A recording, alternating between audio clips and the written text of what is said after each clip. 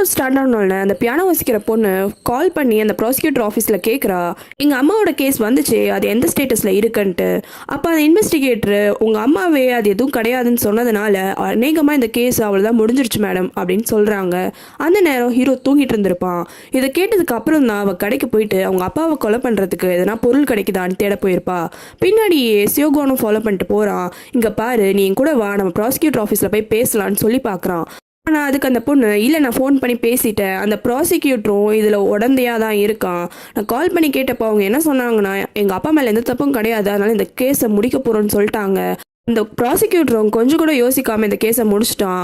எங்கள் அம்மாவுக்கு இப்போ ஹெல்ப் பண்ணுறதுக்கு யாருமே இல்லை, நான் மட்டும்தான் பண்ணணும் அப்படின்னு ரொம்ப கோமா பேசுகிறா. சேக்வான் எவ்வளோ சொல்லி பார்க்குறான். அப்போ தான் அந்த பியானோ வாசிக்கிற பொண்ணு அவள் வாயில் அந்த ப்ராசிக்யூட்டர் ஜுங் ஜாய்சான் நல்லாவே இருக்க மாட்டான் அப்படின்ற மாதிரி சொல்கிறா. அப்போ தான் சியோகுவானுக்கு புரியுது, அவன் இந்த பொண்ணோட அப்பா கேஸோட ப்ராசிக்யூட்டர் அவனோட அண்ணா தான் சொல்லிட்டு அதையும் அவகிட்ட சொல்கிறான். இங்கே ஹீரோக்கு தெரிஞ்சிடுது அவனோட தம்பி ஏதோ கொலை பண்ண போகிறான்ட்டு.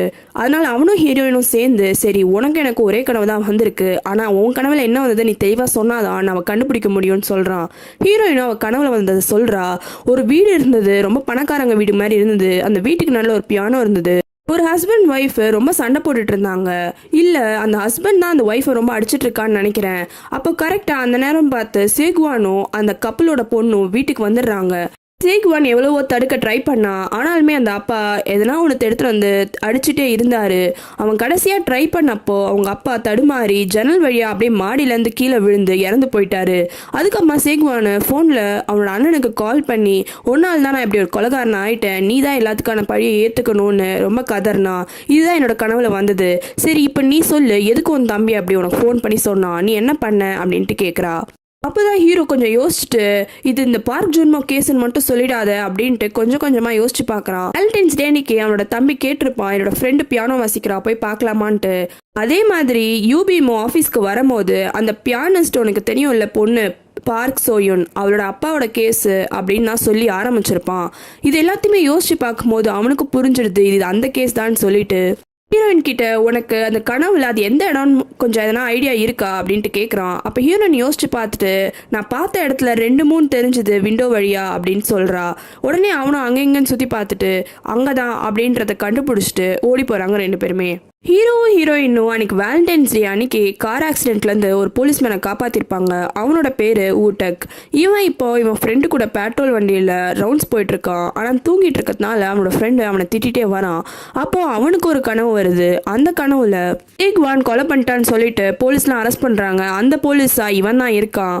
இவனும் சேக்வானை காரில் ஏற்றிடுறான். அப்போ தான் ஜெயிச்சான் அங்கேருந்து ஓடி வரான். என்ன பண்ண நீ அப்படின்ட்டு கேட்குறான். அதுக்கு சேக்வான், நான் எதுவுமே தப்பு பண்ணலை, தயவு செஞ்சு என்னை காப்பாற்று அண்ணா அண்ணான்னு கத்துறான். அப்படியே அவனும் கனவுலேருந்து ஏந்துக்கிறான். அப்போ தான் பக்கத்தில் இருக்கான் ஃப்ரெண்டு, ரொம்ப தூக்கம் போல இருக்கு சாருக்கு அப்படின்னு கிண்டல் பண்ணுறான். அதுக்கு நீ ரொம்ப நேரமாக கார் ஓட்டிகிட்டு இருக்க, சைடில் நிறுத்து, நம்ம வேணால் மாற்றிக்கலாம் அப்படின்னு சொல்கிறான். அவன் ஃப்ரெண்டும் கீழே இறங்கினதுக்கு அப்புறமா உடம்பு சரியில்லடா ஒரு மாதிரி இருக்குன்னு சொல்கிறான். சரிவா நம்ம திரும்பி ஸ்டேஷனுக்கு போயிடலான்னு அவங்க பேசிகிட்டு இருக்காங்க. அப்போ தான் ஜெயிச்சன் அவசரமாக ரோடை கிராஸ் பண்ணி ஓடுறான். அது கவனிச்சோல்னியே அவனுக்கு அன்னைக்கு நைட் நடந்தது ஞாபகத்துக்கு வருது. அன்னைக்கு வேலண்டைன்ஸ் டே அன்னைக்கு இவன் தான் நம்மளை காப்பாற்றிருக்கான், நம்ம கனவுல இவன் தான் வந்திருக்கான்றது அந்த போலீஸ்க்கு புரியுது. அவனோட ஃப்ரெண்டு உடம்பு சரியில்லைன்னு சொல்லிட்டு ஸ்டேஷன் கூட்டிகிட்டு போகிறான் ஃப்ரெண்டுன்னு நினச்சிட்டு இருக்கான். ஆனால் டக்குன்னு அவன் காரை அவசரமாக திருப்பி டீச்சர் எந்த பக்கமாக போனானோ அந்த பக்கமாக அவனும் போகிறான். இங்கே அந்த பியானிஸ்டோட வீட்டில் அந்த அம்மா அந்த அப்பா கிட்ட டைவர்ஸ் கேட்டு தான் ஒரு ஃபார்மை கொடுக்குறாங்க. அதை பார்த்தோன்னே அந்த அப்பாவுக்கு டென்ஷன் ஆகிடுது. எவ்வளோ தைரியம் இருந்தா நீ என்கிட்ட இதை கேட்ப அப்படின்னு கோவமா வீட்டில் இருக்க எல்லா பொருளுமே கீழே போட்டு உடைக்கிறாரு. அதே நேரம் ஹீரோ ஹீரோயின் 2 பேருமே அந்த அப்பார்ட்மெண்ட்டுக்கு வந்துடுறாங்க.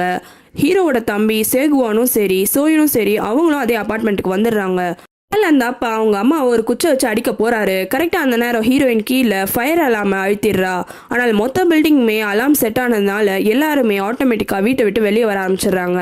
அந்த அப்பாவும் வீட்டுக்கு வெளியில வந்து எட்டி பாக்குறாரு. அந்த நேரம் அந்த போலீஸ் ஊட்டக்கும் வந்து கீழே நின்னுறான். ஹீரோவோட தம்பியும் சோயினும் லிஃப்ட்ல தான் இருந்திருப்பாங்க. ஹீரோ போய் டக்குன்னு அவன் தம்பியை பிடிச்சி தரதரன்னு வெளில இழுத்துட்டு வந்துடுறான். உனக்கு எவ்வளவு வாட்டி கால் பண்ண, எதுக்கு என்னோட ஃபோன் கால் எடுக்கல, நான் உங்ககிட்ட என்ன சொன்னேன், ஒழுங்கா வீட்டுக்கு போய் இருந்தான்னு சொன்னேன், அப்புறம் இங்க வந்து நீ என்ன பண்றேன்னு கேட்கறான். அதுக்கு அவனோட தம்பி, இங்க பாரு, நீ என்ன நடந்ததுன்னு தெரிஞ்சதுன்னா இப்படி பேச மாட்டேன்னு சொல்ல வரான். ஆனா அதுக்குள்ளேயே ஹீரோவே எனக்கு தெரியும் பார்க் சோயின் ஃப்ரெண்டு அவங்க அப்பா கேஸ் தான் நான் எடுத்து நடத்துகிறேன், அதனால் அவங்க அம்மாவுக்கு எதனா ஆகிடும்ட்டு அவள் பயந்து அவள் அவங்க அப்பாவை கொலை பண்ண ட்ரை பண்ணா, அவளுக்கு ஹெல்ப் பண்ணுறதுக்கு நீ வந்த, அதான் நான் எனக்கு எல்லா விஷயமும் தெரியும்னு சொல்கிறான். அது கேட்டோன்னு தம்பி ரொம்ப டென்ஷன் ஆயிடுறான்.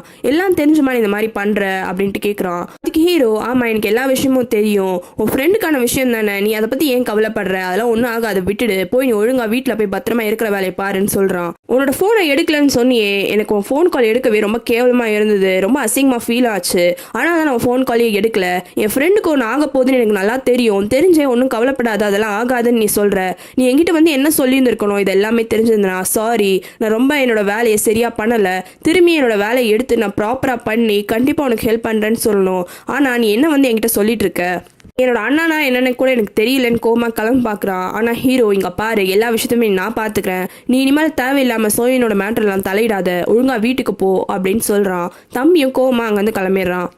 அதே நேரம் ஹீரோயின் சோயினையும் அவளோட அம்மாவையும் கண்டுபிடிச்சி, வாங்க நீங்கள் எங்கள் கூட என்னோட வீட்டுக்குன்னு கூப்பிட்றா. அவங்க நீங்கள் யாருன்னு கேட்குறாங்க. அப்போது நான் சீகியனோட அண்ணனோட ஃப்ரெண்டு, ஒன்றும் கவலைப்படாதீங்க வாங்கன்னு சொல்லிட்டு அவசரமாக அந்த அப்பா அங்கே தேடிட்டு இருக்கும் போதே அங்கே வந்து கூட்டிகிட்டு கிளம்புறா. ரோட்டில் அப்பன்னு பார்த்து டாக்ஸியோ ஆட்டோ எதுவும் கிடைக்கல, அதனால 3 பேருமே ரோட்டில் வெயிட் பண்ணிட்டு இருக்காங்க. அப்போ அந்த நேரம் அந்த போலீஸ் ஊட்டுக்கு அவனோட பெட்ரோல் வண்டியில் அங்கே கிராஸ் பண்ணுறான். ஹீரோயினை பார்த்தோன்னே இறங்கி வந்து, எதுக்காக வெயிட் பண்ணுறீங்க, என்ன ஆச்சுன்னு கேட்குறான். அப்போ ஹீரோயின், இல்லை டாக்ஸி எதுவும் கிடைக்கல, அதனால வெயிட் பண்ணுறோம் அப்படின்னு சொல்கிறா. இந்த ஏரியாவுக்கு போகணுன்னு கேட்குறா. அதுக்கு ஹீரோயினும் சொல்கிறா, சொன்னோன்னே நாங்களும் அந்த வழியாக தான் பெட்ரோலுக்கு போகிறோம், உங்களை போகிற வழியில் இறக்கி விடுறோம் அப்படின்னு 3 பேரையும் காரில் ஏற்றிக்கிறான். மறக்காம ரெட் லோட்டஸ் தமிழ் சேனலுக்கு சப்ஸ்கிரைப் பண்ணுங்க. உங்களுக்கு வேற சீரிஸ் பார்க்கணும்னா கமெண்ட்ல சொல்லுங்க.